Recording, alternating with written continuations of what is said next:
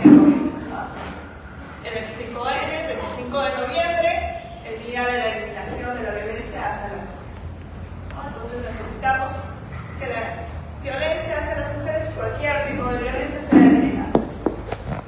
¿Sí? Y no solo mujeres, también consideramos a los adolescentes y a las niñas en ese proceso. Muy bien, gracias por su tiempo, por venir, por estar aquí con nosotras y acompañarnos. Es un gusto poder acompañar a la mesa que va a estar compartiendo con nosotros esta temática. Así que déjenme tomar asiento para poder juntos también poder compartir y a invitar aquí a la mesa a la pastora María Elena Celada, que es pastora teóloga, nos va a estar compartiendo, y también vamos a invitar a todas nuestras panelistas, conversadoras en esta tarde para que puedan compartirnos el mundo. También invitamos a Gina Sedamán, representante de LIPS. A ver, voy a tratar de recordar bien qué significa LIPS. Lesbianas, independientes, feministas, socialistas. ¿De correcto? Sí. Muchas gracias, bienvenida. Y también queremos tener aquí delante a la pastora Luzmila Quesada, que viene en representación de Proceso Kairos, un espacio también de trabajo con mujeres de hace muchos años. Les damos la bienvenida con un fuerte aplauso.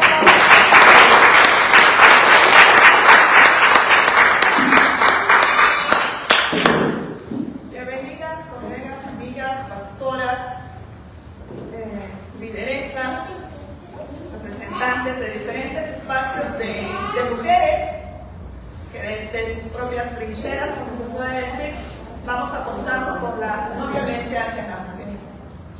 Entonces, en esta tarde queremos escuchar un poco de la experiencia, el compartir de cada una de ustedes, de acuerdo a la temática que se propuesta, ¿no? Vamos a iniciar con la pastora María Elena Celada. Ella nos va a compartir en esta tarde la temática de violencias en las comunidades cristianas. Entonces, prestemos atención y nos va a tener unos 15 minutos para compartirnos. Si tenemos preguntas, apuntémosla o tengamos en la memoria que al finalizar la presentación de cada uno vamos a poder interactuar en este proceso. Entonces, gracias, Albia. Muy buenas tardes. Hola sola para todas. Una alegría poder compartir esta mesa con nuestras invitadas después de un buen tiempo de que he estado ausente de ciertos espacios por cuestiones familiares y también de viajes. Agradecemos a nuestro buen Dios como mujeres de fe, hombres de fe, por tener este tiempo de conversatorio en el tema que nos convoca. Muy bien, yo quiero dar lectura porque los tiempos son bastante cortos. Yo soy una pastora predicadora pentecostal, en tal sentido, a veces no mido los tiempos, por ello, para momentos, espacios como estos es mejor escribir, ¿ok? Para dar lectura. El tema que se me ha encargado es violencias en las comunidades de fe. Y quiero partir de esta premisa. Desde el inicio de las luchas por la igualdad de género ha habido ciertos avances. Pero hoy los delitos contra las mujeres, contra los niños, las niñas, persisten y se acrecientan de manera considerable. Lograr, lo digo así con cierto pesar, pero a su vez también con bastante optimismo, como mujer de fe, lograr cero tolerancia a la violencia contra las mujeres, contra las niñas y niños en la sociedad podría ser la respuesta que estamos buscando por tantísimos años, por tantas décadas. La lucha por la igualdad de género se vuelve cada vez más desigual. Y los delitos contra las mujeres son cada vez más cruentos. En nuestro país estamos en retroceso. Ahora, por propuestas desde el Congreso para eliminar, ¿verdad?, la igualdad de género, que atentan contra la dignidad y la valía de las personas. En América Latina muchas conquistas quedan en segundo plano debido a la preocupación por lograr que las mujeres no sean violadas, que no sean asesinadas. En este espiral descendente en la evolución en cuanto a derechos de la mujer, lo que intentan diversos organismos de defensa es generar conciencia y medidas legales para reducir los feminicidios y las violaciones para con las mujeres, niñas y niños. La violencia, como ya es de conocimiento de todos, de todas, es una de las acciones más deplorables del ser humano.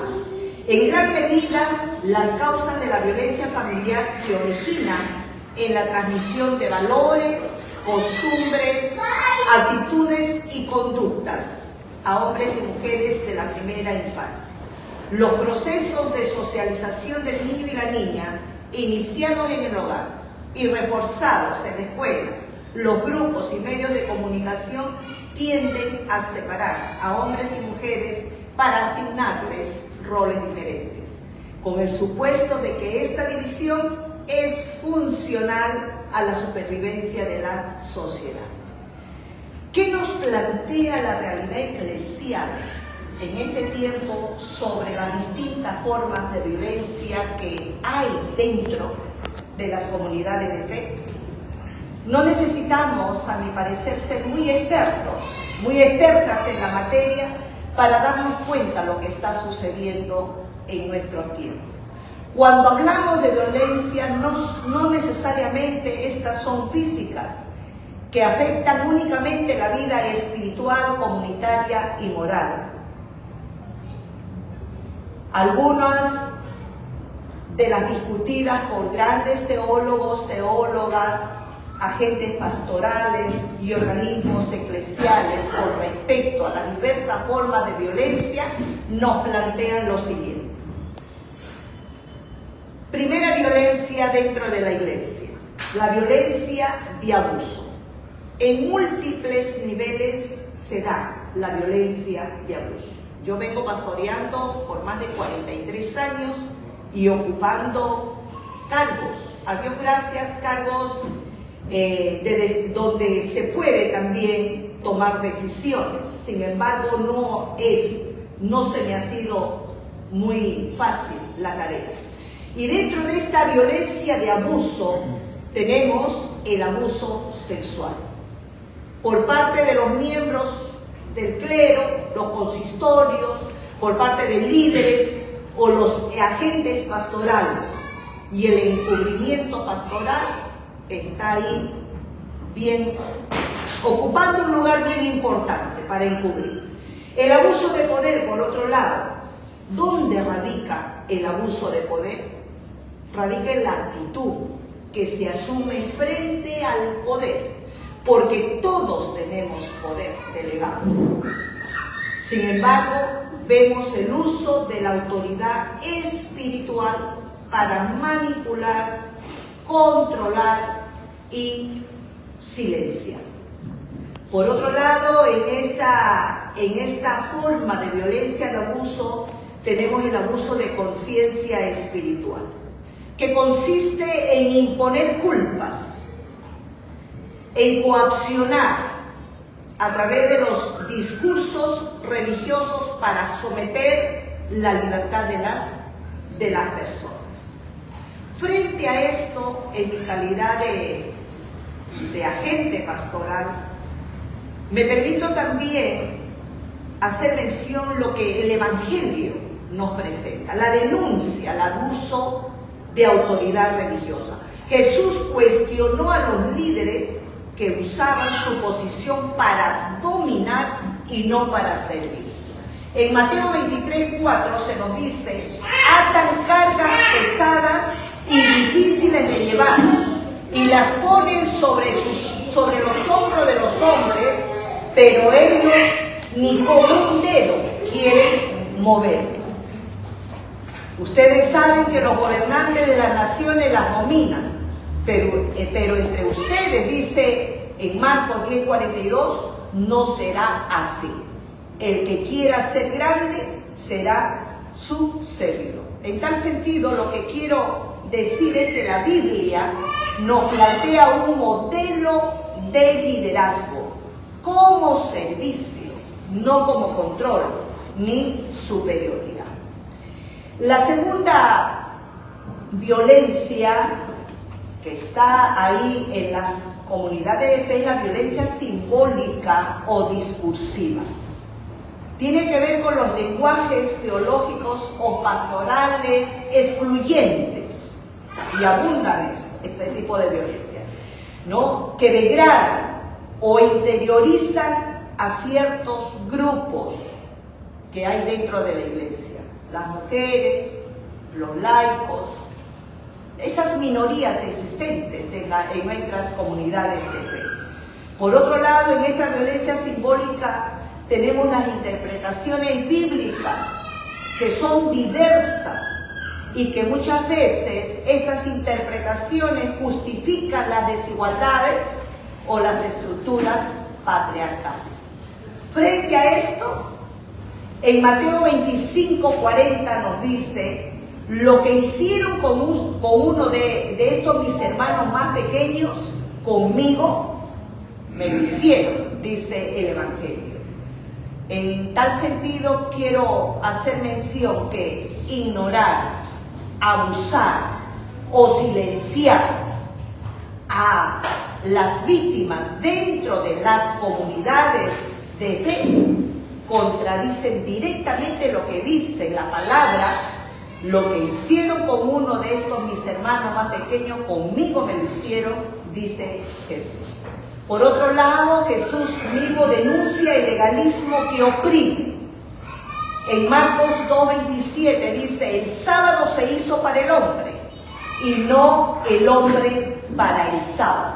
Entonces, cuando las normas, cuando los discursos de las iglesias se usan para someter, se desvirtúa en tal sentido el sentido liberador de la ley. Para tomar nota. Tercera violencia, violencia estructural.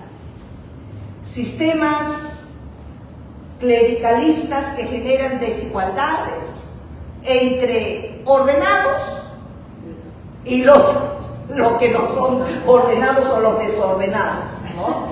Impidiendo de esta manera el derecho a otros miembros de la comunidad. Por otro lado, vemos la resistencia a la transparencia, la rendición de cuentas claras y oportunas. Esto es corrupción en todo el sentido de la expresión.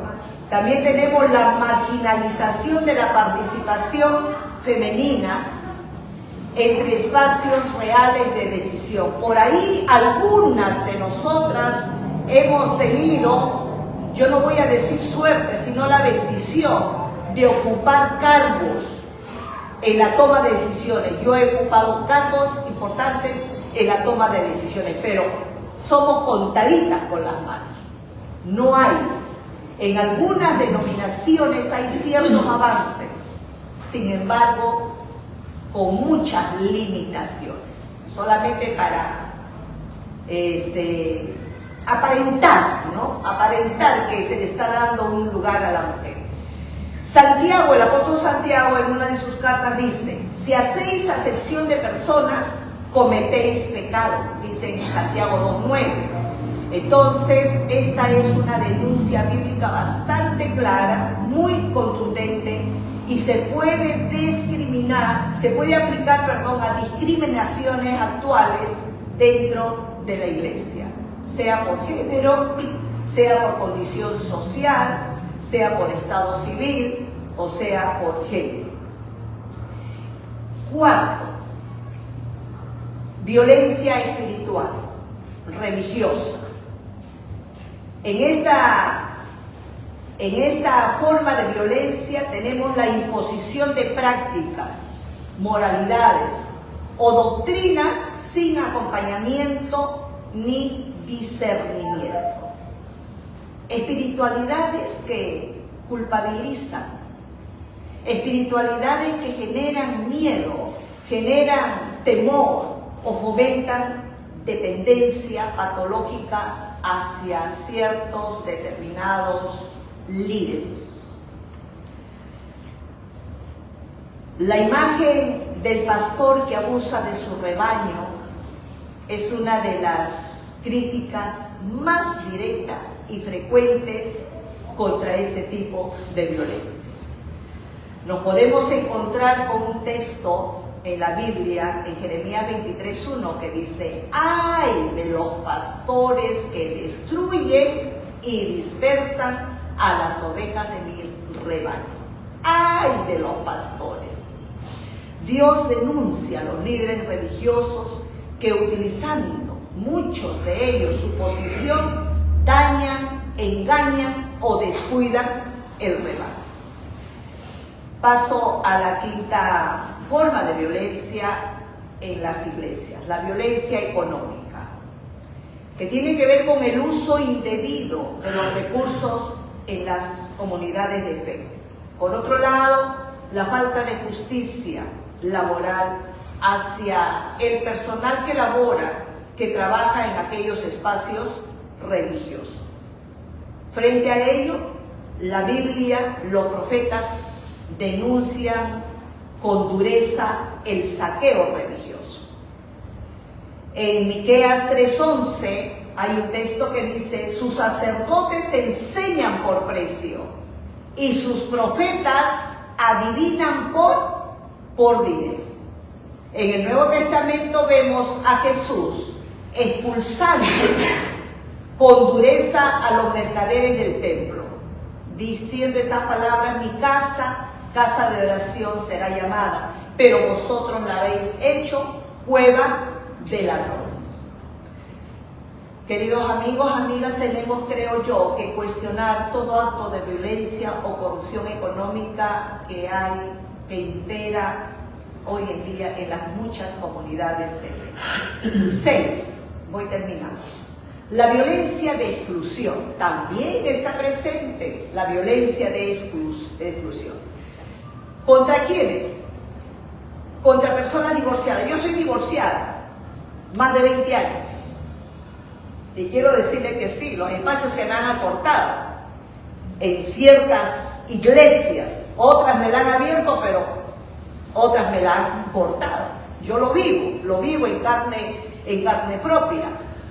Recuerdo como una anécdota, hace 3 meses me invitaron de una iglesia X para una conferencia con mujeres. Sin embargo, la líder, la coordinadora de ese grupo de una iglesia grande, no pentecostal por cierto, pero no voy a decir también de qué denominación, me dice: pastora, yo la conozco, la sigo mucho tiempo y quiero tenerla con todas las mujeres, pero tengo que conversar con mi pastor y él la va a llamar. Me llama el pastor al día siguiente y me hace toda una entrevista, pues no, psicológica, espiritual. Y cuando llega, ¿usted es casada? Pastor, divorciada. Yo sentí bueno, la disimuló muy bien, siguió diciéndome algo más. Bueno, pastora, la vamos a estar llamando para confirmarle o no su participación. Y me mandó a avisar al día siguiente con la líder que no era posible que yo esté. ¿Ok? Así estamos. Entonces, violencia de exclusión contra personas divorciadas, migrantes, pobres o pueblos originarios, el LGTB, cuando no son acogidos pastoralmente, estas personas sufrimos. En esta línea también la falta de escucha empática a estas poblaciones de mujeres, niños, niñas o las comunidades periféricas. Voy terminando y viene a mi mente cuando Jesús se acercaba a los marginados, a los leprosos, a los pecadores, a las mujeres, a los extranjeros. Y en Mateo 9:13 se plantea el siguiente texto: misericordia quiero y no sacrificio. Entonces, ¿qué nos enseña esto? Que no debemos de alejarnos salimos del modelo de Jesús. Cuando se excluye a alguien de la comunidad de fe, entonces nos estamos alejando del modelo de Jesús. Y por último, la violencia existente, que la observo, internalizada. Mucho silenciamiento, miedo a cuestionar las estructuras tienen las mujeres, tienen los miembros en las iglesias, temor a cuestionar las injusticias que se dan, la autojustificación institucional que muchas veces impide a pedir perdón o hacer cambios. Noto que no hay capacidad para revertir. El salmista David describe una conciencia herida que lo autodestruye. Dice él en Salmo 32, 3 y 4: mientras cayé, envejecieron mis huesos, porque de día y de noche tu mano se agrava sobre mí. En este texto de Salmos capítulo 32, 3 y 4 hay una violencia internalizada. Por un lado, silencio, represión, autorreproche, desgaste interior. Creo que Dios va a rechazar espiritualidades donde la persona se autocastiga espiritualmente o donde la persona permite que le castigue, ¿verdad? Hay que tener cuidado entonces con la falsa piedad. Y termino en mi calidad de pastora diciendo que estos tipos de violencia que he mencionado, 7, pueden haber más, sin lugar a duda, contradicen la dignidad humana. Por otro lado, contradice la misión evangelizadora, la imagen de Dios como amor y justicia, la eclesiología del pueblo de Dios. Frente a esto, nos planteamos los siguientes desafíos que tenemos: la conversión pastoral, la justicia restaurativa, la sinodalidad, que tiene que ver con la escucha y con la corresponsabilidad, la transparencia y cultura de cuidado.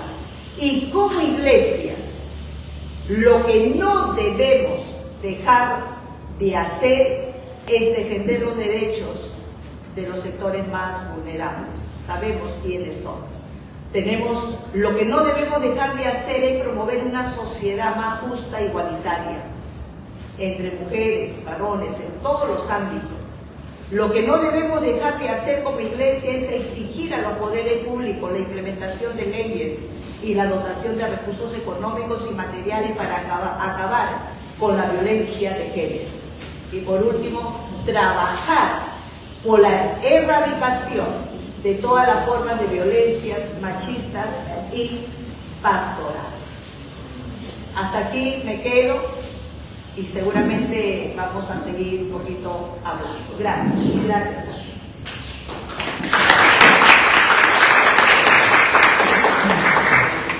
Agradecemos a la pastora María Elena Celada, que nos estuvo compartiendo la temática de violencias en las comunidades cristianas, ¿no? Creo que quienes venimos trabajando ya y hemos venido escuchando otras charlas, vemos muchas similitudes en los tipos de violencia que nos presentan en el general que se da, ¿no? Entonces, pero cómo aquí el peso dentro de las iglesias cristianas se coloca en el texto bíblico, ¿no?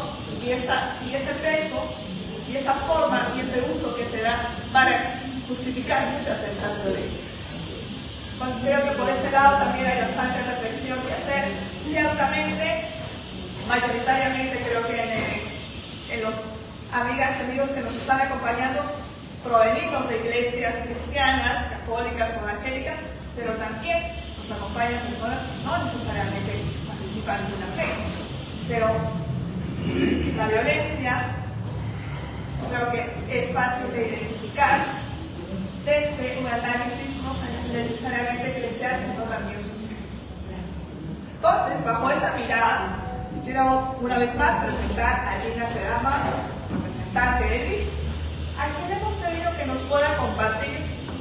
el tema de la situación de la erradicación de las violencias contra las mujeres en el Perú, historia y actualidad en algunos casos. Así que veamos, estemos atentos también a la propuesta que nos tiene el compañero. Buenas tardes con todas y todos. No quisiera dar una charla sobre lo que es el patriarcado, porque me imagino que ya todas y todos saben lo que es este sistema, y que lo que sí quería era ver de qué forma afecta a las comunidades lesbianas, bisexuales, trans, ¿no? Las mujeres en general enfrentamos la violencia de formas diferentes, y la forma en que la enfrentan las poblaciones lesbianas, mujeres bisexuales y trans también tiene sus propias características. En este sistema patriarcal heteronormativo, ¿no?, donde la heterosexualidad es obligatoria, a lo que nosotras nos hacen es creer de que no hay otra forma de vivir la sexualidad. Y además tenemos el sistema de la división sexual del trabajo, por la cual las mujeres estamos en una estructura más baja que los hombres. Entonces, ¿qué sucede? Que nosotras, mujeres lesbianas bisexuales, no solamente no cumplimos con ser heterosexuales, con la norma que nos han obligado, sino que también nosotras probamos al sistema patriarcal que podemos vivir solas, que no necesitamos de los hombres para hacerlo. Entonces, hay una serie de cosas que yo quisiera contarles de mi experiencia como militante lesbiana feminista a lo largo de los años y de los trabajos que hemos tenido. Las formas en que estas violencias nos afectan a nosotros, ¿no? Por ejemplo, tenemos la cuestión, para comenzar, por educación. En las escuelas, y ahora peor porque han quitado la educación sexual integral, en las escuelas estaba prohibido, en todo sentido, hablar de sexualidad y sobre todo de homosexualidad, ¿no? Entonces, si alguna persona descubría algo, alguna característica, y no solo de su orientación sexual, sino también de expresión de género, o sea, si una chica se vestía, como le llamaban, de forma ahombrada, ¿no? Entonces, inmediatamente eran separadas. Hace pocos años, ayudadas por el defensor del pueblo anterior, fuimos a lo que yo no sabía, era que había sido como una especie de correccional para niñas, ¿no?, en San Miguel, y habían expulsado a 2 niñas. A una la mandaron hasta Trujillo y a la otra. ¿Por qué? Porque las niñas, que además eran huérfanas o no tenían hogares, descubrieron que entre ellas se podían dar cariño, amor, ¿no? Entonces se mandaban cartitas, escribían regalitos, todo, hasta que una profesora las descubrió, llamó a una psicóloga y dijeron que lo mejor era sacar a una de ellas y la mandaron a Equipa. Y cuando nosotros fuimos y preguntamos por qué habían hecho eso, ¿no?, decían que ellas no sabían, no tenían de qué forma trabajar eso, y que psicólogos en los centros de educación hay muy pocos para todo Lima metropolitana. Entonces, por lo tanto, para cortar por lo sano había que separar a esa niña antes de que el resto, según ellos, se corrompa. Entonces, eso pasa, y no solo pasa en Lima, pasa en Arequipa, en Trujillo, que sabemos de muchas niñas que son expulsadas, ¿no? Y primero separadas y luego expulsadas. Por otro lado, tenemos la cuestión de salud. El sistema de salud está hecho para mujeres en edad que, básicamente, en edad reproductiva, ¿no? Porque incluso para las mujeres viejas como yo, ya la salud ya no está tan minuciosa en lo que tenemos que hacer, ¿no? Entonces, básicamente es para ver a las mujeres en edad reproductiva desde jóvenes. Y entonces las lesbianas hicimos una encuesta a los grupos, porque el Estado no se preocupa, y descubrimos que la mayor parte de las lesbianas no iba a los controles de salud anuales para lo que es el despistaje de cáncer, tanto de mama como del cuello uterino. Y las respuestas que nos dieron fueron muy interesantes y era porque tenían miedo de que cuando ellas le preguntaban con quién tenía relaciones, si ellas decían que era con otra mujer, dice que los médicos realmente se volvían mañosos, querían saber detalles o por último las trataban mal. Y por otro lado, la población, no todo el mundo ha estudiado, muchas de las mujeres lesbianas pensaban que si tenían relaciones con mujeres no podían tener cáncer al cuello uterino.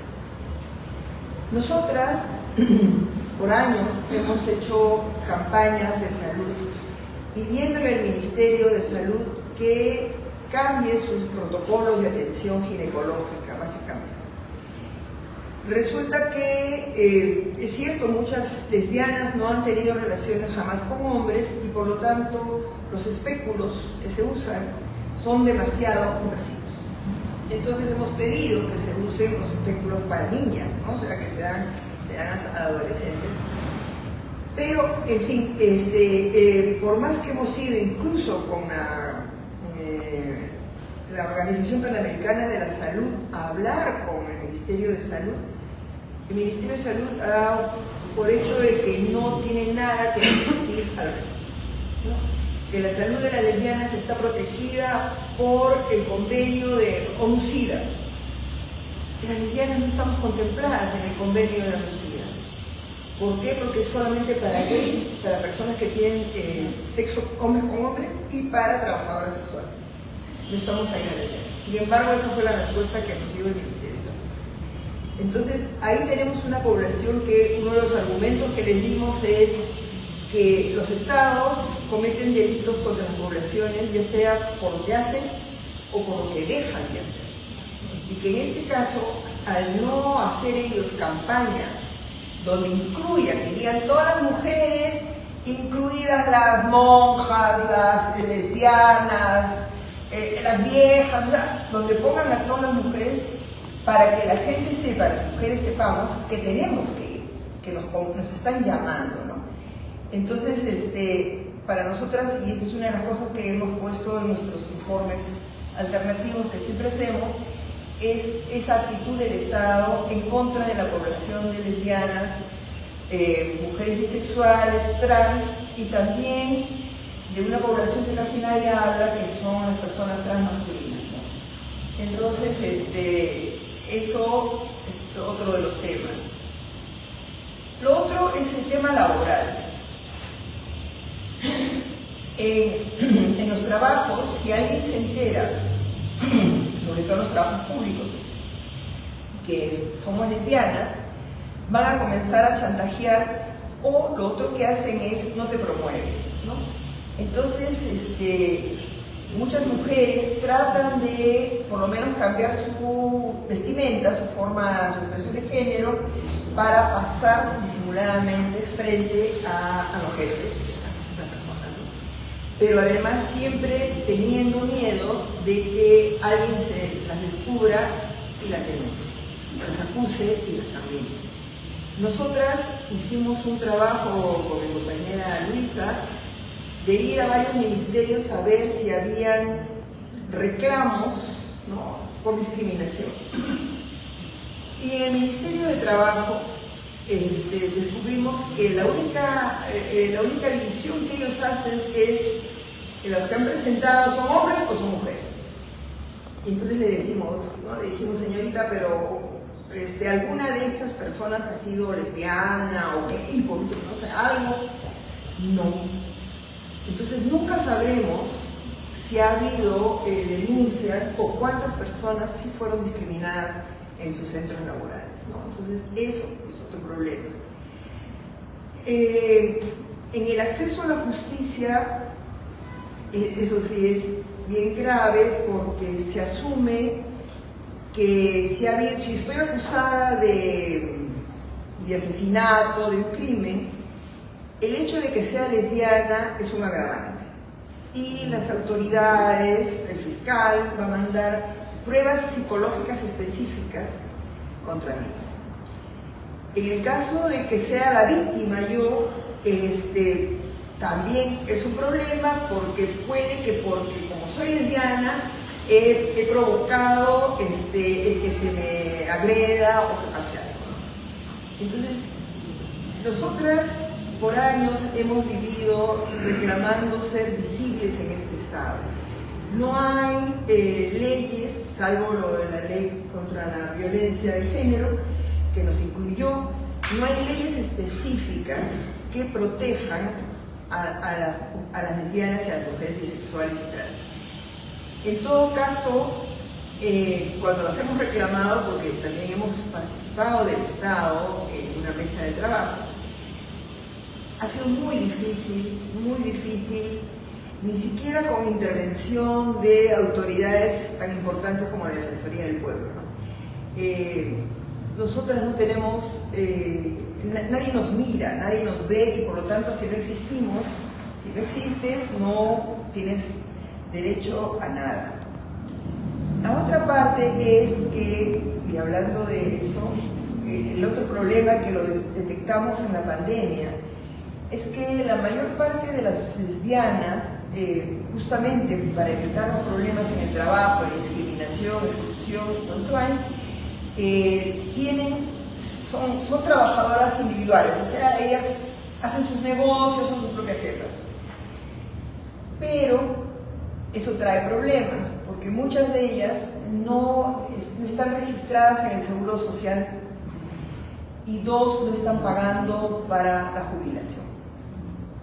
Entonces, el hecho de enfermarse o llegar a vieja es un problema porque no van a tener con qué sustentarse.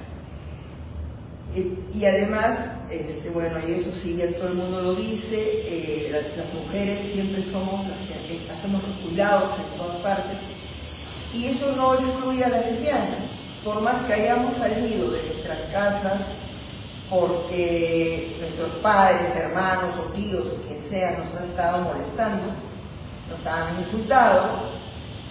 A pesar de eso, cuando necesitan cuidados en esa casa, van a agarrar a la lesbiana, a la lesbianita, ven y cumple con tus tareas de cuidado, ¿no? Entonces, nosotras reclamamos una serie de cosas, incluso hemos llegado a plantear que debemos hacer una denuncia ante la comisión, ante el Comité contra la Tortura, porque la vida de las niñas y adolescentes lesbianas o con expresión de género diferente es muy difícil y o sea, sabemos que a las personas trans, a las mujeres trans, las expulsan de la casa. Normalmente una niña con expresión de género masculina o que diga que es lesbiana, los padres no la van a botar de la casa, la van a torturar en la casa, ¿no? O sea, es el encierro. Nosotros hemos conocido muchas chicas que ya iban a la universidad y la madre había detectado en sus correos que tenía una amiguita, una noviecita, y entonces los padres le ponían a ver tu horario en la universidad, están el tiempo de ida, el tiempo de regreso, tienes tanto dinero y tienes tanto tiempo para estar fuera, y punto, y no puedes estar haciendo nada. Entonces eso se llama tortura, ¿no? Estás secuestrada en tu propia casa por los seres que te quieren. Y eso que no contamos con otros padres que han llegado, otros padres o parientes que han llegado a peores cosas, como las violaciones correctivas, ¿no? En las que, en medio de su patriarcal ignorancia, han pedido a gente conocida o parientes que violen a sus propias hijas para ver si las convierten, ¿no?, entre comillas, en mujercitas. Y desgraciadamente, como nos decía el defensor del pueblo, no se pueden ellos, el Estado no puede entrar a la casa. Y entonces, si fuera en el colegio, va el defensor, pero en la casa no hay quien te defienda, ¿no? O sea, un chavo, pero quien me pueda defender. Entonces, eso es una cosa que se da mucho, desgraciadamente, pero que en el Perú no hay datos. En el Perú no tenemos datos de casi nada, salvo lo que sacamos de las propias ONGs. Entonces, hicieron un censo vía internet, que bueno, es un avance supuestamente, pero al que pues solo pueden acceder o podían acceder en ese momento personas que manejan el internet o personas que tienen su computadora en internet. Y entonces, desgraciadamente, lo que sacó ese censo era una maravilla. Todas las lesbianas, bisexuales, gays, la mayoría éramos profesionales, la mayoría vivíamos en el sector B y C, o sea, no habían pobres, o sea, vivíamos en el paraíso, ¿no? Entonces, pero claro, sabemos que quienes contestamos ese dato, esa encuesta, ¿no? Entonces, pero de todas maneras nos lleva a pensar el poco interés que tiene el Estado peruano en ver qué pasa con las otras poblaciones disidentes que no son heterosexuales, ¿no? Entonces, si ya como mujeres sabemos que hay muy poca atención, muy poco cuidado, que incluso el programa que atiende la violencia contra las mujeres no se da abasto, ¿no? Nunca llega a tiempo, no hay una forma de prevención. Peor es en el caso de las lesbianas y mujeres bisexuales y trans, porque si llegan a los CEMS, sobre todo en provincias o en los conos, las personas que las atienden no les van a dar respuestas claras. O sea, no sé, quién sabe, tal vez. Y es más, otro grupo de lesbianas hizo una encuesta en los CEMS y, oh casualidad, no había ningún caso de violencia contra lesbianas registrado. Eso no puede ser, ¿no? Absurdo en un país tan violento como el nuestro. Pero ahí uno se da cuenta de que obviamente el personal no está preparado para hacer las preguntas que debe hacer. Y lo otro es que con tanta violencia hacia nosotras, obviamente se ha generado una cosa que se llama la lesbofobia internalizada. Entonces, yo soy lesbiana, pero yo tengo miedo de decirlo porque ya sé que me van a atacar de aquí para allá y entonces yo misma tengo vergüenza de ser lesbiana. Entonces, ese tipo de cosas que ha llevado incluso a muchos intentos de suicidio, ¿no? Y a que mucha gente viva realmente dobles vidas, ¿no? Hay muchas mujeres lesbianas, sobre todo mayores, ahora gracias a los avances del movimiento feminista y del movimiento lésbico feminista, muchas jóvenes lesbianas no pasan por eso, pero las mayores sí lo han pasado, se han tenido que casar, tener hijitos para que la familia las deje en paz y puedan vivir tranquilas su vida, pero sabiendo que son infelices, ¿no? Entonces, ¿qué clase de vida es eso? Entonces, bueno, y la otra cosa que quería decirles es que no hay forma de que nosotras, el IF trabaja en una red grande que se llama Sin Violencias LGBTIQ en toda la región andina, y nosotras tratamos de revisar todos los asesinatos que hay contra la población LGBTIQ más. Y entonces, desgraciadamente en el Perú no hay mucho registro. Hay registros sobre personas transfemeninas y algunos gays que se pueden, digamos, detectar. Pero en el caso de lesbianas no sabemos cuántas lesbianas son asesinadas al año, porque además cuando uno pregunta en el registro del Ministerio de la Mujer, no saben. Es una mujer que ha muerto, que la han matado, pero no saben si es lesbiana o si es trans. Entonces, ese es un problema. Bueno, de ahí, gracias, compañeros.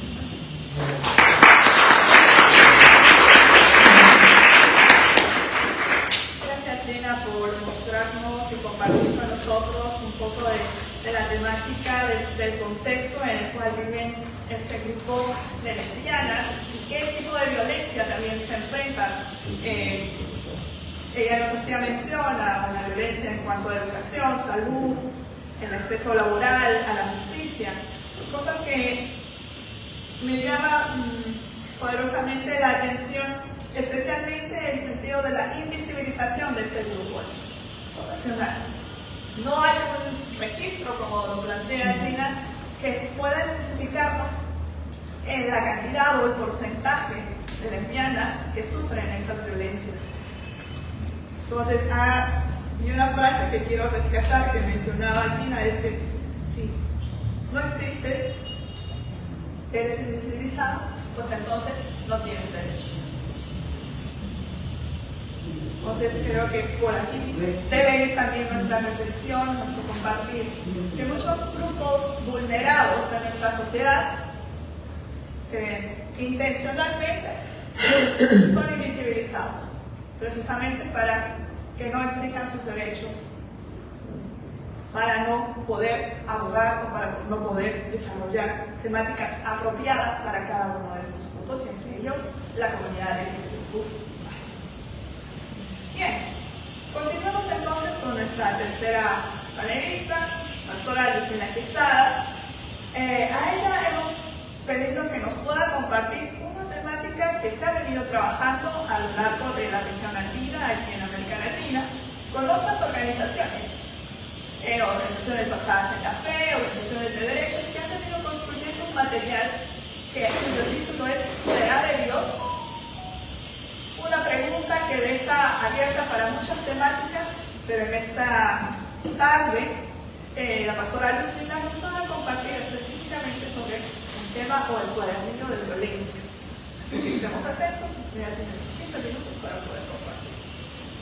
Bien, ustedes ven aquí, este es un esfuerzo, es un material que se ha hecho ya hace más o menos, ya tenemos más de un año y medio, diríamos, ¿no? Dos años ya de estar trabajando.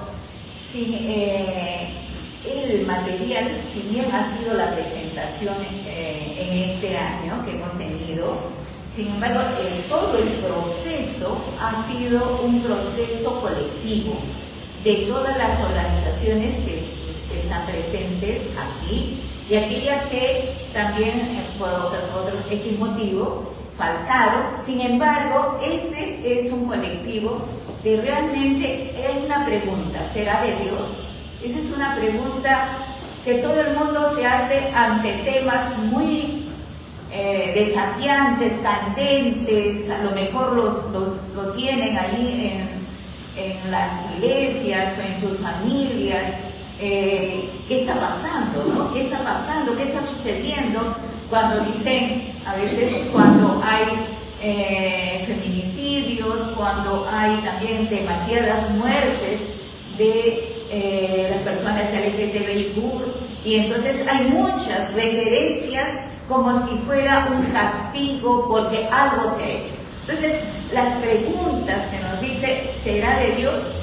Es un esfuerzo colectivo de repensar, de reflexionar teológicamente cómo responder a la situación de violencia, la situación de las personas que están pasando situaciones de discriminación por su orientación sexual. Entonces, las violencias de género, ¿por qué no decimos violencia de la mujer?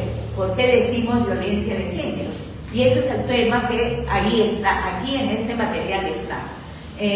No tomamos violencia de la mujer, aunque empezó la problemática ahí en la discusión, sin embargo, se ha ampliado a muchos sujetos, niñas, adolescentes. Entonces es raza, género, identidades sexuales, y eso, identidades de género, y eso es importante tenerlo como referencia. Por eso la violencia de género, de que es un tema mucho más amplio a una situación de violencia. Lo otro que nosotros aquí trabajamos es la parte de las preguntas de la cotidianidad, ¿no?, que surgen en las iglesias, en los espacios educacionales, espacios colectivos que tenemos de redes, y también en las calles, ¿no? hay preguntas y también hay respuestas. Y ahí nosotros lo hemos hecho a través de proposiciones que nos inviten a conversar. Cuando nosotros tocamos, y este mapeo, porque le decimos argumentario teológico, lo van a usar laicos, personas de las comunidades de fe, y que tengan insumos para hablar sobre justicia de género, pero en el tema de violencias de género, derechos reproductivos y también justicia económica. Son tres, y aquí en este es el material que habla sobre violencia de género. Y empieza todo un tema al enfoque de género, que es el enfoque de género, y luego vemos el problema. En el problema, América Latina, diríamos, ha suscrito convenios internacionales y que también tienen que tocar con el tema de violencia de género. Entonces, lo que tenemos son un respaldo para hacer políticas públicas para enfrentar la violencia. El problema es que nuestros estados, hoy en día, depende de quiénes están legislando, ahí comienza el problema, ¿no? El debilitamiento de las políticas de género, que en este caso hoy ha habido el retroceso al eliminar el tema de enfoque de género. Entonces, y ahí. ¿Pero por qué? Porque hay una política neoliberal, pero también hay agentes religiosos que tienen espacio, se han transformado en personas que están sujetos políticos y que están en espacios de dictaminar leyes. Y entonces ese es un problema que ahora lo estamos cosechando. Ha habido todo un retroceso a las políticas públicas. Entonces, esa implementación, diríamos, progresiva de los derechos sobre violencia, hay un problema de la atención, ¿no? Entonces, todo esto, el problema, ¿por qué se coloca como tensión ante las políticas y qué es lo que dice la reflexión bíblica teológica?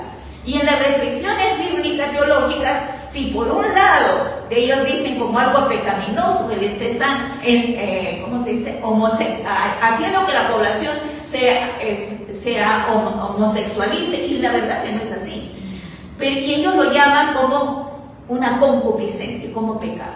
Y más bien lo que nosotros decimos es cómo, aquí desde la base teológica, cómo tú puedes dañar, cómo puedes enfrentar la dignidad humana de las personas, independiente de su sexo, su identidad de género y su raza. Y ahí entonces vamos con apreciar, valorar el enfoque de la creación de Dios como dignidad humana y que tiene sus derechos, diríamos, fundamentales, de la libertad de conciencia, la libertad de decidir, que es fundamental. No podemos ir en contra de estos derechos fundamentales, principios que nos ayudan en nuestra conciencia individual, en nuestra conciencia colectiva como sociedad, y también para poder trabajar en políticas públicas. Entonces, esa es una de las primeras cosas que nosotros tenemos ahí, colocar los problemas. Cómo después de esto, analizar la problemática, lo que tiene acá es cómo trabajarlo. Y aquí la propuesta es diaconía profética con perspectiva de justicia de género. ¿Por qué el enfoque de diaconía? Porque la diaconía es servicio, es amor por el otro, es prestar nuestro oído. Lo decía ya también María Elena, ¿no? La escucha empática, prestar oído a las memorias, necesidades, historias de las personas que están a nuestro lado. Y entonces eso, de tender puentes, de conectar de las personas que están en márgenes para poder acercarnos, eso lo vemos como diaconía. Y ahí entonces, porque es parte de la misión de la Iglesia, es parte también de salvar las distancias, las divisiones, las prohibiciones y verlo como el servicio, como hacia el buen samaritano, y aquí seríamos samaritanas y en sus diversas identidades.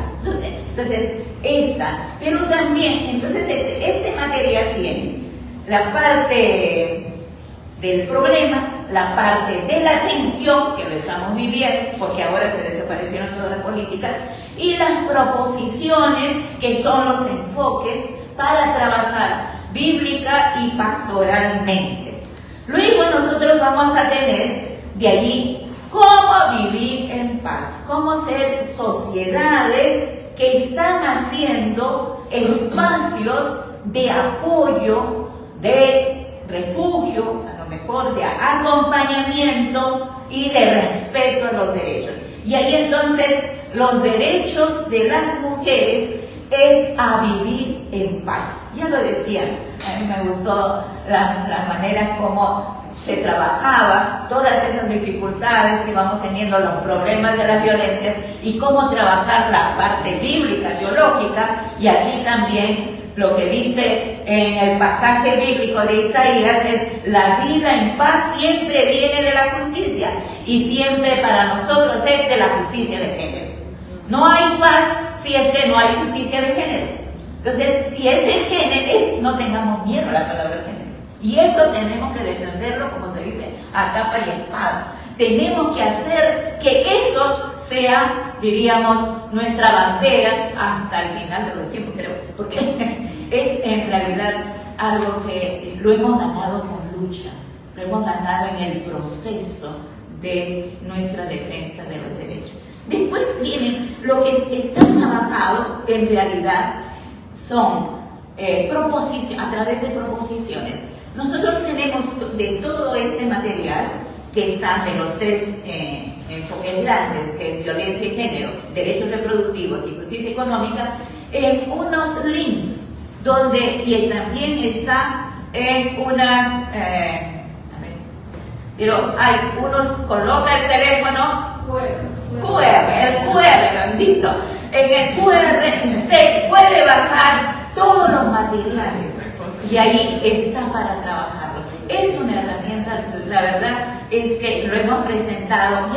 Este material ya no es propiedad del Perú, porque es propiedad de América Latina. Ahora dice hablar de justicia en Aviala, en América Latina, y lo hemos presentado en el Congreso de Género que hemos tenido allá en Brasil, y ha sido, diríamos, exitoso, porque en realidad los QR se terminaron, los materiales se terminaron, y yo, por si acaso pregunté a Luis tienes, y entonces, bueno, son estos.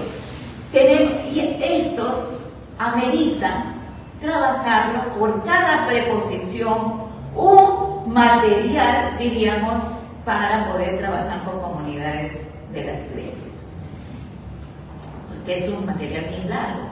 Son más o menos, solamente para el tema de este ítem de violencia de género, tenemos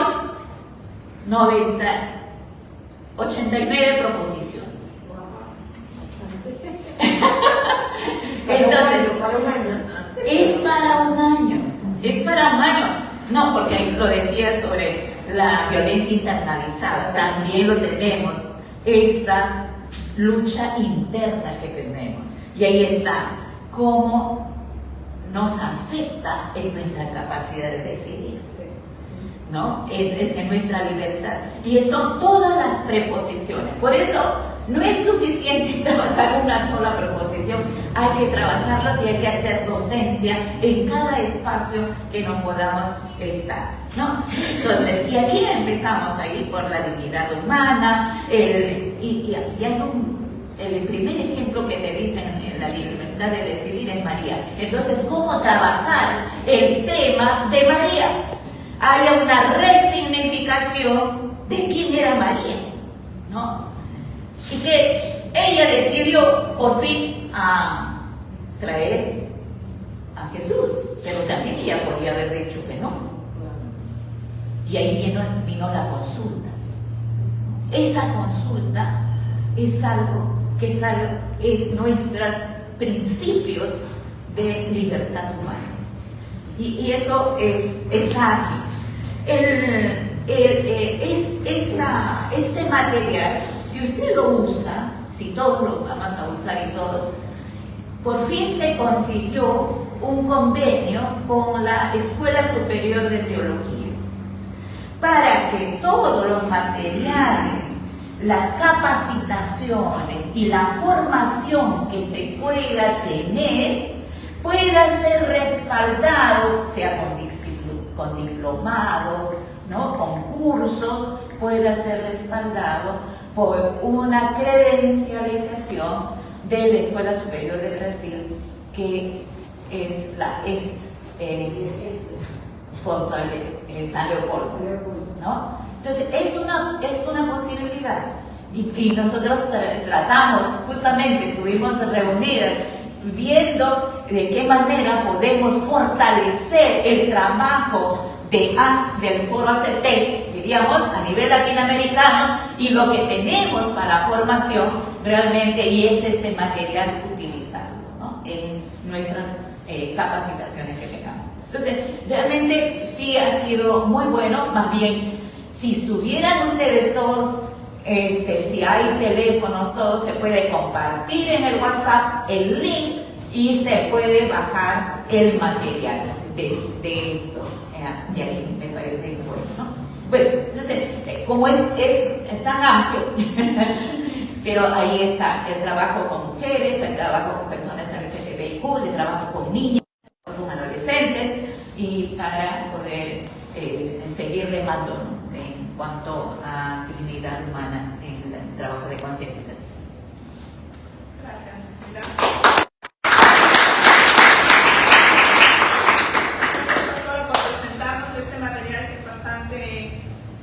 apropiado al contexto que vamos viviendo, ¿no? Y que esta pregunta es: ¿será de Dios?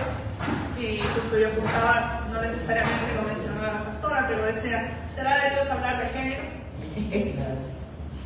Entonces, Luz Pilar, no sé si me puedes prestar para poder dar lectura a algunos de los temas que están en este libro, y quizás alguna de estas preguntas nos hayamos hecho dentro de nuestras iglesias y quizás no hemos encontrado la respuesta, ¿no? Por ejemplo, dice: ni la Biblia ni la ley. Estas son dos ideas tuyas. Sin contar mujeres y niños. Habla una parte del texto de los evangelios. ¿Por qué no se contaba? ¿Qué pasaba? La imagen de Dios es inmutable, a menos que cambie. Mejor modelo no se consigue los estereotipos de género en la interpretación tradicional de Jesús. Sabemos que Jesús no tenía necesariamente, o no llevaba necesariamente, el mismo tipo de trato que la sociedad tenía con las mujeres, los niños y las personas vulnerables.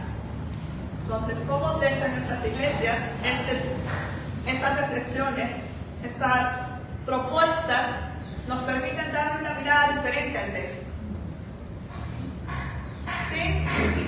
Que sea, digamos, podríamos hablar así, que sea una herejía, ¿no? O sea, que sea fuera de, sino tratar de mirar desde los ojos, desde Jesús de Nazaret, que estuvo dentro de nosotros, compartiendo, viviendo también su humanidad. En una comunidad diversa, donde había estereotipos, donde había violencia, donde había marginación.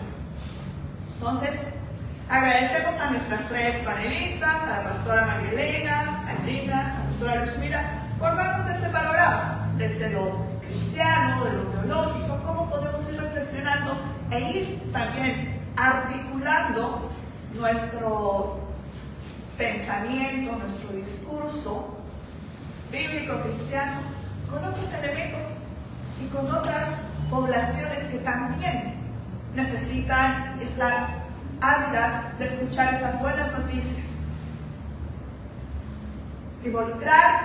Involucrarnos con las violencias patriarcales que sufren la comunidad LGTBIQ. Y en este marco del 25N, si hablamos de mujeres y niñas, hablamos también de lesbianas. Estemos a puertas abiertas a tener una mirada más desde la perspectiva de imagen de Dios. Todas y todos somos eso.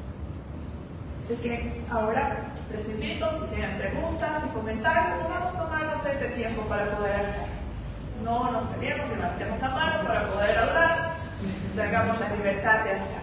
Es un espacio seguro, un espacio donde podemos compartir nuestras impresiones de manera educada, de manera amical. Así que les animo a poder expresar sus reacciones frente al hombre del Estado.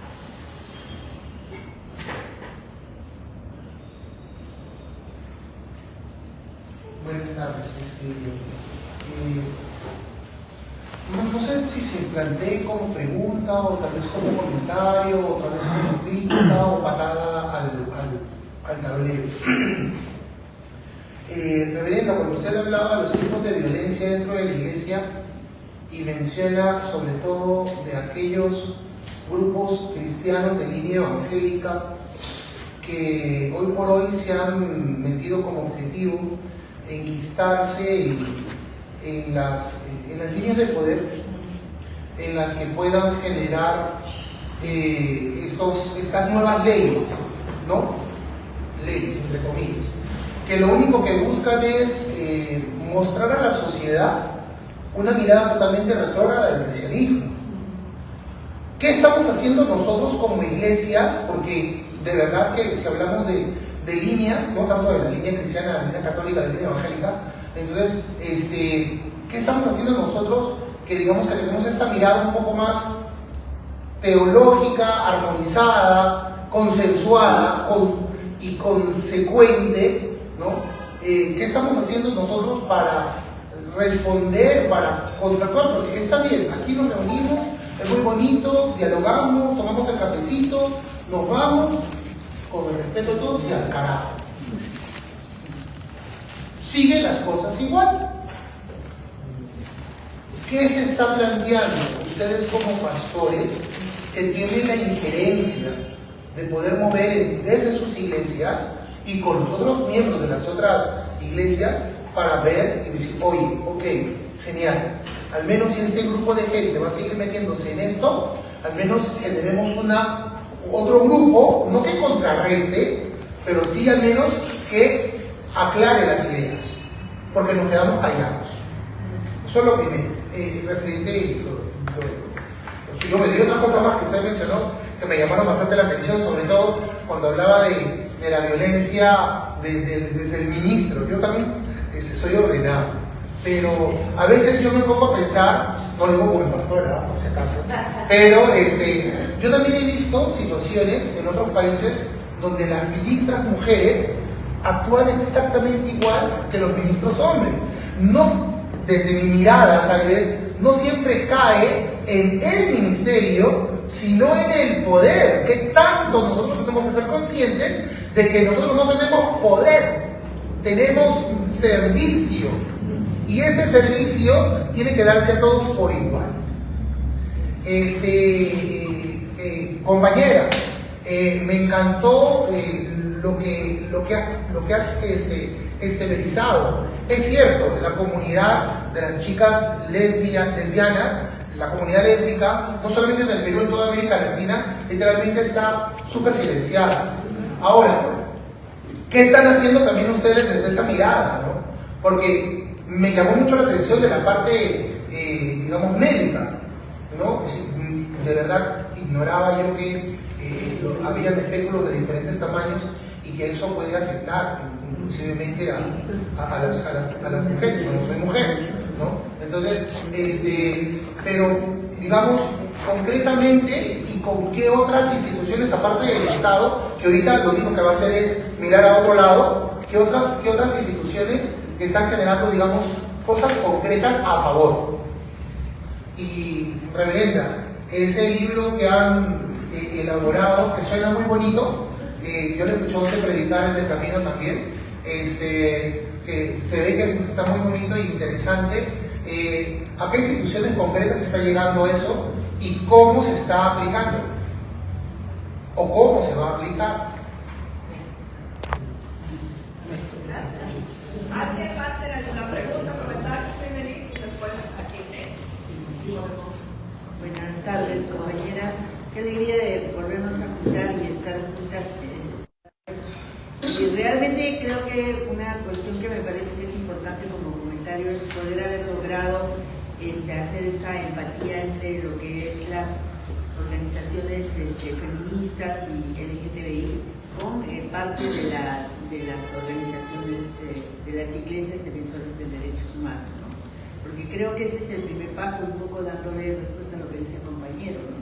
Que es esa cuestión, ¿no? Los primeros pasos es de cómo nos articulamos como sociedad sin esa mirada de que tú eres cristiano y tú eres lesbiana o eres o eres comunista o eres socialista o cualquier cosa, ¿no? Siempre hay una cuestión que se convierte en una barrera para poder ser una comunidad integrada, ¿no? Entonces creo que ese es un punto importante de cómo lograr que estos espacios crezcan, ¿no?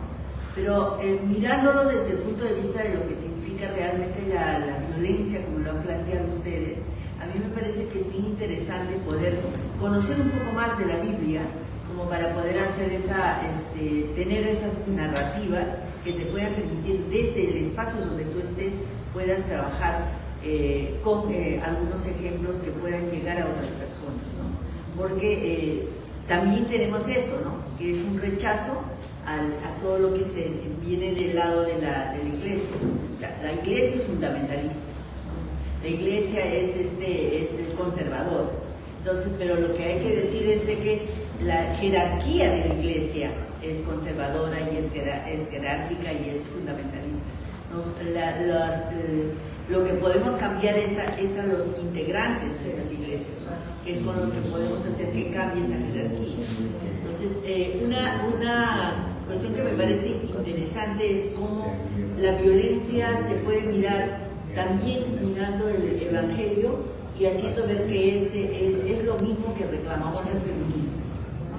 Porque cuando las feministas planteamos de que en una pareja tenga que haber una relación de igualdad, donde hombres y mujeres tengamos las mismas responsabilidades y que el cuidado no puede ser una situación feminizada, nada más, que tiene que ser una relación de comprensión económica, política, social, en todos los espacios. Me parece que es interesante lo que planteas, realmente me ha gustado mucho que se pueda ver que la violencia económica pasa por todas esas cosas que nos pasan en nuestra vida cotidiana, ¿no?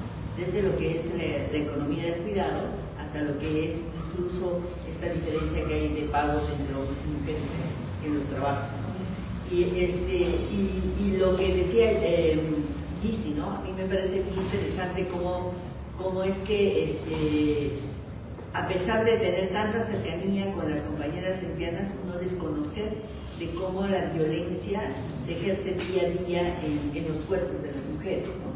Y cómo no se reconoce el derecho a la decisión y a la autonomía de los cuerpos, ¿no? Entonces, creo que es una cuestión que me parece súper importante que lo estemos planteando y que sí tratamos de llegar a más personas, pero yo creo que todavía hay una resistencia de parte de mucha gente, incluso en los mismos espacios, por trabajar ambos grupos, ¿no? Porque hay una resistencia a trabajar con las iglesias, pero también hay una resistencia a trabajar con el movimiento LGTBI, el movimiento feminista. Gracias. Son dos cosas para preguntar. Una cosa es la primera, ¿qué está pasando en las iglesias en cuanto a programas que conozco por otro lado, que es la iglesia seguro?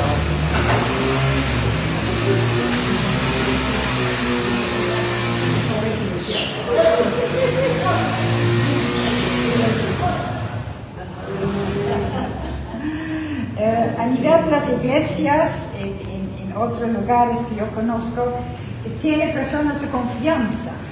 Entonces, cuando hay problemas en cuanto a violencia, conducta que pasa los límites que hay en las parroquias, en las iglesias, personas a cual uno puede recurrir y puede decir, ¿no? El pastor, o mi hermano, o como sea, que es tratado para verdaderamente tratar esta problemática. Es algo que ahorita en Perú también se está trabajando, o es una idea para ir trabajando esto, tener en cada iglesia, parroquia o como sea, una persona de confianza, conocido, para que la gente pueda ir y poner su problema y sea trabajado, ¿no? Porque muchas veces hay situaciones que son conocidas, porque hay personas que tienen sus tentáculos y es sabido y se conversa, etc. Pero no hay una estructura para verdaderamente trabajar. Es una pregunta. La otra es, existe o es una idea para ir mapeando lugares donde verdaderamente mujeres en situación de emergencia, de violencia, más que nada la violencia doméstica, pueden ir. Existen las comisarías, lugares donde pueden ir las mujeres, pero generalmente, hasta que yo tengo información, puede estar a menos pasar una noche y después no hay ningún lugar donde ir.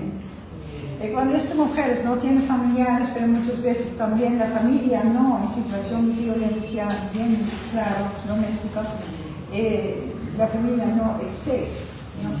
Entonces, estas mujeres tienen que ir a un lugar donde la persona que es agresiva, etc., donde la mujer quiere realmente seguro. ¿Cuántos lugares existe en Lima para esto? Conocemos esto, ¿ya? Donde cuando aquí a pastores, llegan mujeres o se sabe esa situación, cuando hay una situación de emergencia, ¿qué redes tenemos? ¿Qué teléfono? ¿Qué lugares están? ¿No?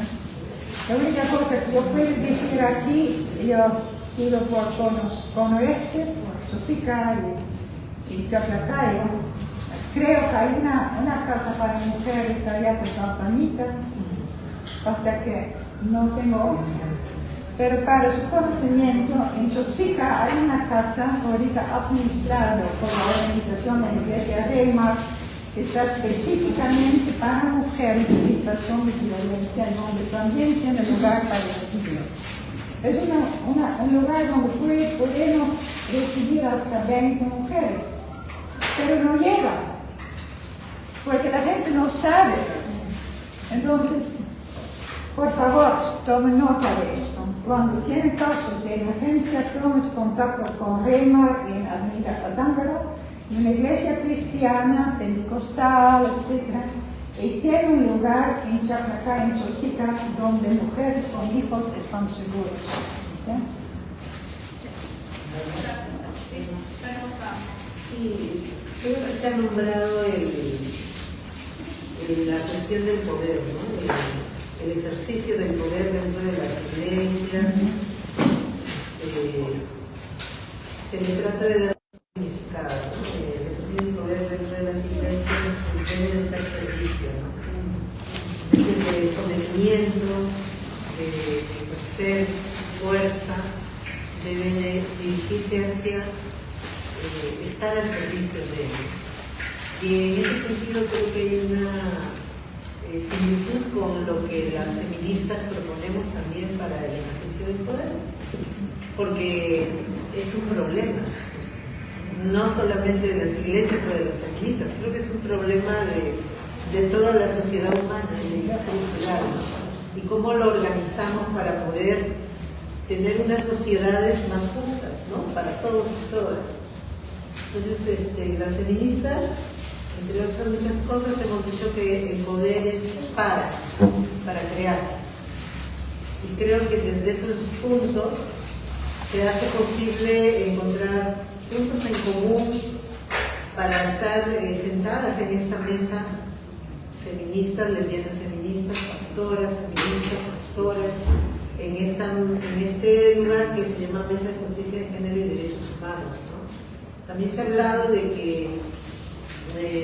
los seres humanos tenemos derechos o tenemos dignidad porque desde una perspectiva creyente somos creación de Dios y de Dios. Desde los no creyentes también pensamos que los seres humanos tienen dignidad porque somos humanos, nada más. Y por eso la doctrina de derechos humanos también encuentra puntos de encuentro con el cristianismo. Y desde ahí pues también es posible, como decía el compañero, que este espacio de la Mesa de Justicia de Género y Derechos Humanos es un esfuerzo por mostrar que se puede de manera respetuosa compartir un mismo espacio y poder dar nuestras propias opiniones, ¿no? Sin tener puntos de vista iguales y semejantes en todos. Eso es lo que quería decir, porque una de mis inquietudes personales es buscar puntos de encuentro entre nuestras organizaciones. Solo quería decir eso nada más. Gracias, Esther. Pastora. Sí, gracias hermano amigo por tu comentario. Me provoca algunas ideas aquí después de haberlos escuchado. La buena noticia es que hay avances. Te hablo como pastora desde la iglesia, ¿ya? Hay avances, es lento, pero hay avances, porque habemos ya personas, líderes estratégicos, que estamos ya metidos en el asunto. ¿Ya? En esta... Político. No, estamos metidos, bueno, es política al final, no, pero sí, estamos metidos en el tema, en la reflexión, el tema de violencia, que antes, hasta un tiempo atrás, los pastores, las autoridades eclesiales nos tiraban, a mí me han tirado la puerta así, literal, en la cara, cuando trabajo el tema de violencia, porque ya venimos reflexionando muchos años. Entonces, la buena noticia es que hemos avanzado en algo. Ya hay agentes pastorales que nos sentamos para hablar con tranquilidad, con facilidad estos temas y buscar algunas alternativas, ¿ok? La mala noticia, pues, que es una lucha titánica, amigo. Es una lucha que realmente es una batalla del día a día. Frente a eso, tenemos que, yo les digo a las mujeres, me encanta propiciar espacios con mujeres y muchos, aquí, allá, donde Dios me lleve, porque creo en ese tipo de trabajo, porque mira, las mujeres somos mayoría en las iglesias, sobre el 70-80% de la membresía lo conforman mujeres, entonces mi trabajo tiene que estar, por cierto, dirigido a las mujeres, no estoy excluyendo, pero es que el otro sector es bien difícil, pues, jalarlos para temas, ¿no? Este tipo de temas, porque son los primeros opresores, ¿no? Muchos varones, con mucho cariño y respeto. Entonces, diría yo, hacer ese trabajo que yo lo hago, muy personalizado, comunitario, con las mujeres, con aquellos grupos vulnerables. ¿Para qué? Para que levanten su voz, para que ya no se dejen, pues, pisotear, ¿no? Para que defiendan su dignidad como mujer. Yo creo que esto es estratégico. A mí me está funcionando a nivel nacional y fuera también del país a donde yo voy siempre, ¿no? Entonces, hay una buena noticia, pero hay una mala también.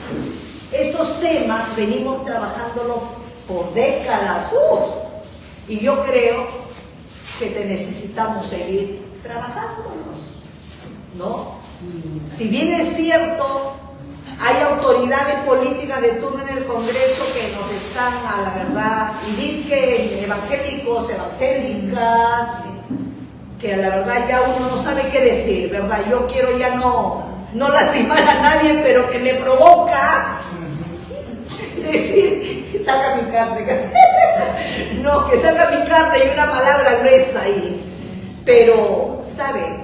Yo tengo la esperanza como pastora, una gente pastoral muy comprometida, que esto va a tener que cambiar.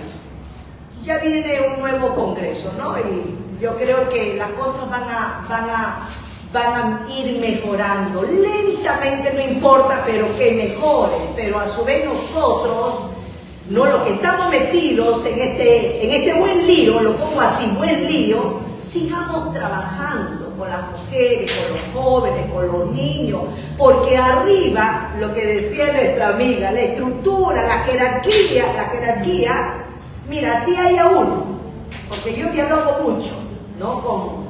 Con esos unos, pero son unos, pues.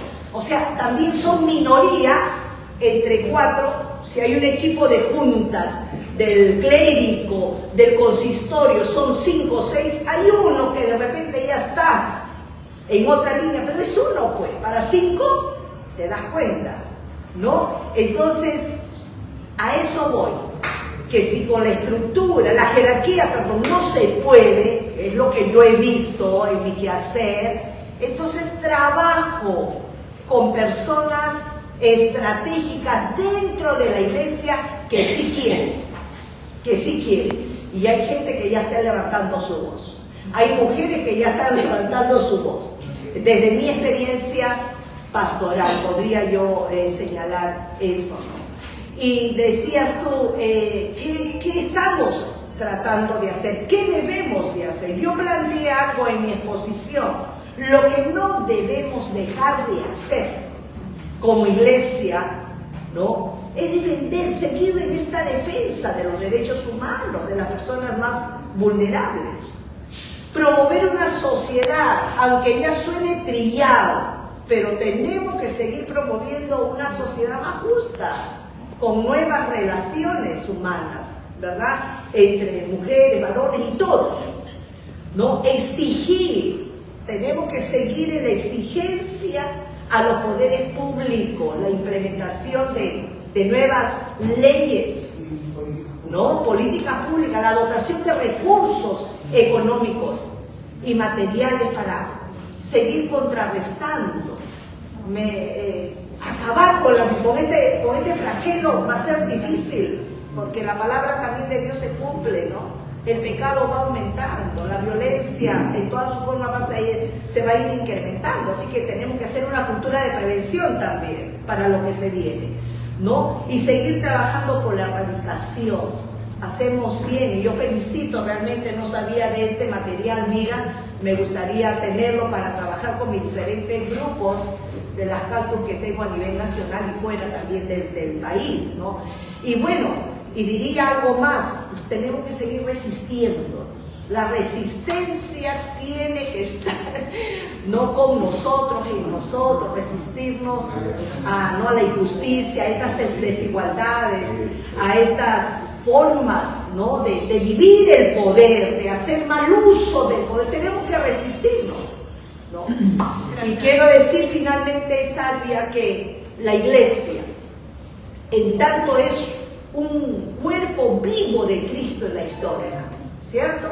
Entonces, como iglesia, cuerpo vivo en la historia, somos llamados no solamente a consolar, porque consolar es bonito, es lindo, no, más que eso, somos llamados a confrontar la violencia. Personalmente me ha tocado meter preso a violadores de varias de mis niñas de la iglesia. Así los he metido preso. Personalmente lo tengo que decir, ¿no? Y seguiré en esa lucha de meter preso a tegalones, maltratadores, de un par de mujeres de mi grupo de Cactus, ¿no? Que por cierto no se puede tolerar más violencia. Entonces tenemos que confrontar la violencia en todas sus formas. Quizás mujeres que hemos entendido esta mirada, esta lectura, el Evangelio, vida en abundancia, yo les digo, sufrimos también, no nos es fácil en la iglesia, porque somos pues las revolucionarias, las feministas radicales, así me lo dice, ya un poco más, ya soy la terruca evangélica, que no sé qué más ya decir, ¿verdad? Pero yo lo digo, seguiré en esa lucha. Tenemos que seguir en esa mirada, porque mi labor pastoral, los que somos pastores, nuestra labor pastoral va a ser más efectiva cuando vamos a combinar estos tres elementos: acompañamiento espiritual, transformación comunitaria y compromiso profético. Me encanta esta declaración del doctor Lucas en Lucas 4:18, traído del Antiguo Testamento del profeta Isaías, cuando dice: el Espíritu del Señor está sobre mí, por cuanto me ha ungido. ¿Para qué? Para dar buenas nuevas.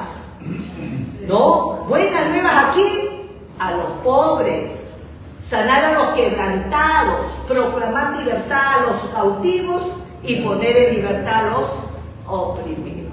Hay tantos pasajes bíblicos que sí, como lo dijo Luzmi, también lo dijo nuestra amiga Denise. Ay, Denise, ¿por qué me olvido tu nombre, mi amorcita? ¿No?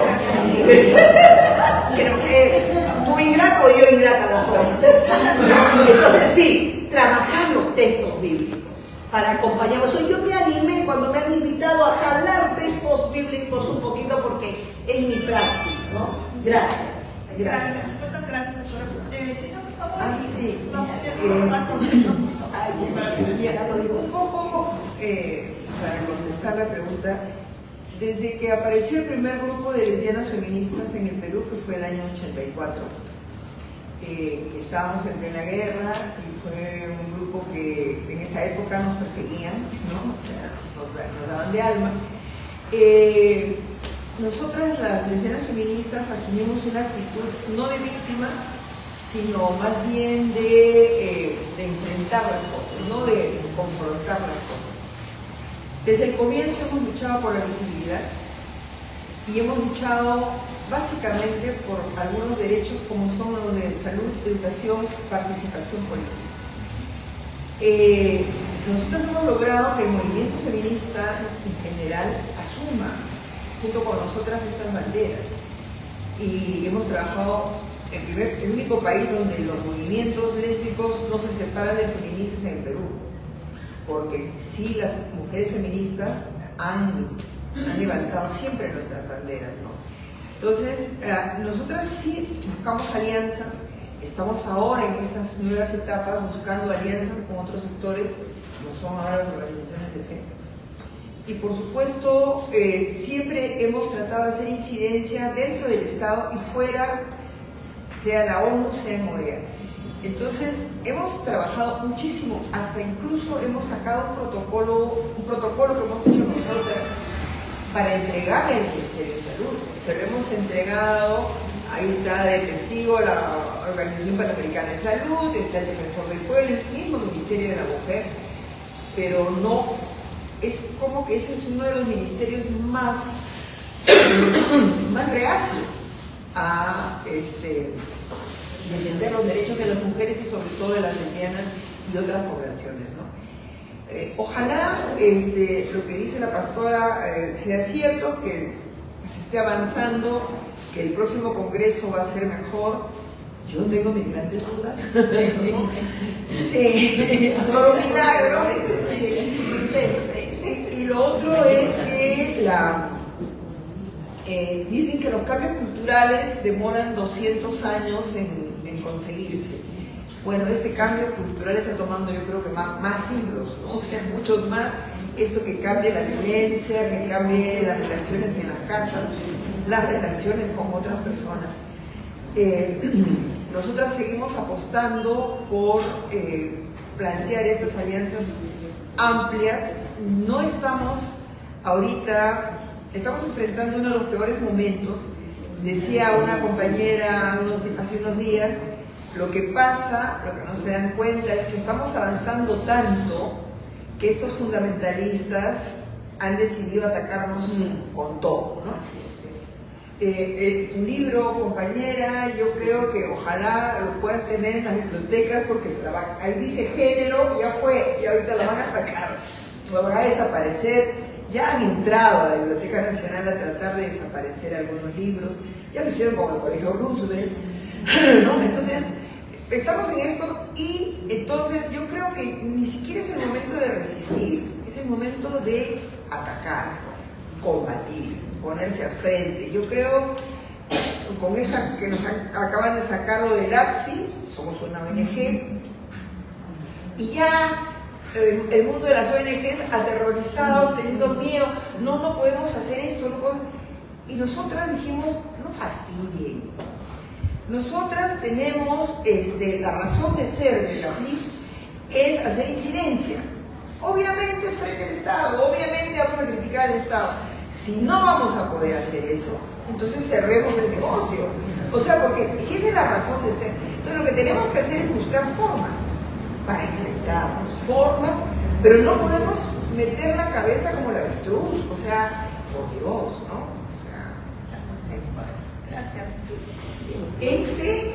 Son 3 números: violencia de género, derechos reproductivos y justicia económica. Entonces, como lo quieren, el QR, no tenemos la tarjetita del QR, podemos compartir el QR, eso va a ser muy importante que lo tengan. Es importante también que cuando ustedes tengan un espacio ustedes dicen, bueno, yo tengo acá un grupo de 20 o de 15 para poder capacitar, ustedes se contactan y ahí vamos, porque nosotros estamos haciendo talleres y el hecho es que a donde ya hemos ido, ¿no? Entonces hemos estado en grupos y por eso les invitamos que ustedes, si tienen en su comunidad y ustedes no lo van a hacer, pero hay otras personas que sí lo pueden hacer, capacitar con estos materiales. Estos están acompañados con otro material que son materiales de metodología y para poder trabajar por cada preposición, como les decía, ¿no? Hay más de 80 preposiciones y hay que desmenuzar y por eso hay otros materiales para poder trabajar. Entonces, les invitamos a que ustedes mismos sean los voceros para reproducir. Ahora, el trabajo de género, mire, ya nosotros lo estamos haciendo desde los 80 ya, mucho tiempo, o sea, el tema de violencia, no es la primera vez. Más bien lo que nos faltaba siempre eran materiales. Y ahora nosotros tenemos este material para reproducirlos y poder trabajarlo en las comunidades, ¿no? Sí. Tú dijiste que la Escuela Superior de Teología de Brasil, Sí. de la Iglesia Luterana, tiene algo que ver con eso, ¿no? Va a certificarse. Va a certificar cuando se tenga congresos, eventos.